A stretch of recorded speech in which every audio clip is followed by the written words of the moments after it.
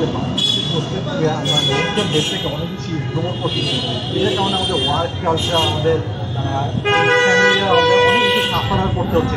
তো আপনার একটা পয়েন্ট জানতে চাচ্ছিলাম যে এইভাবে মেন্টাল হেলথটাকে ইগনোর করার কারণ কি? মেন্টাল হেলথ ইগনোর করার কারণ হচ্ছে আমাদের ডে টু ডে লাইফ অনেক বিজি হয়ে যাচ্ছে। বেসিক্যালি আগে আমরা যখন আমরা অনেক ধরনের এক্সট্রা কারিকুলার কারণে আমাদের সারাদিন স্ট্রেস থাকলেও আমরা দেখা যাচ্ছে ওইটার কারণে আমাদের মেন্টাল তো এখন হচ্ছে ওয়ার্কলোড বেশি হওয়ার কারণে আমাদের সব কিছু আমরা কোপ আপ করতে পারছি।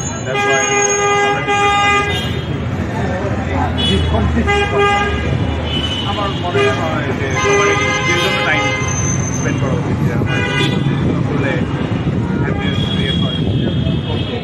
একটা রেশিওতে দেখা গেছে আপনার 16.1, 1% মানুষ কোনো না কোনো মেন্টাল ডিজিজে ভুগতেছে, বাট তাদের ওই অ্যাওয়ারনেসটাই নাই যে আমার মধ্যে যে একটা মেন্টাল হেলথের প্রবলেম থাকে। তো আমার কি উচিত না যে আমি এই প্রবলেমটা ফাইন্ড আউট যে করে দিলে আমার বন্ধুবান্ধব হতে পারে, আমার ফ্যামিলিয়ার হতে পারে।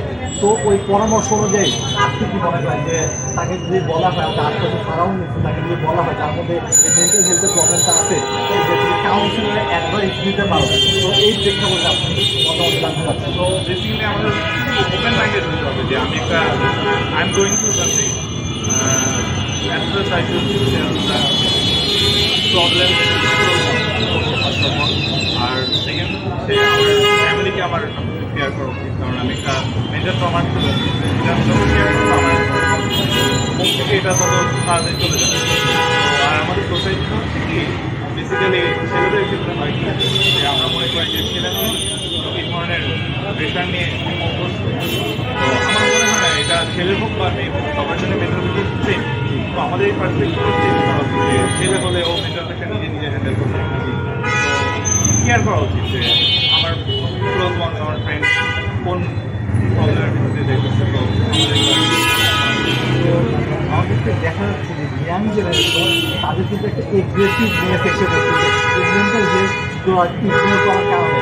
তারা অনেক বেশি লোনলিনেস ফিল করতেছে, তারা অনেক বেশি স্ট্রেসফুল লাইফ তারা পার করতেছে। তো আমাদের কি মনে হয় না এই ধরনের যে প্রবলেমগুলো মেন্টাল হেলথের কিছু সিমটম থাকে, তো তাদের ক্লোজ ওয়ান যদি পরিবারের হয়, তো পরিবারের ভিতর যদি থাকে তারা পরিবার থেকে যদি বলা হয় যে তুমি মানে একটা কাউন্সিলিংয়ের সাপোর্ট দিতে পারো, অ্যাডভাইস দিতে পারো, তো বা আমার বন্ধুবান্ধব বলে, বন্ধুবান্ধব যদি বলে, আসলে সারাউন্ডিংসে যেই বলুক, আপনার কি মনে হয় না যে ওই প্রসপেক্টিভে মেন্টাল হেলথটা ওভারকাম করার জন্য সাইকোলজিস্ট বা সাইকোলজিস্ট ট্রিটমেন্টটা কত খুব ইম্পর্টেন্ট একটা মেন্টাল হেলথ পেশেন্টের?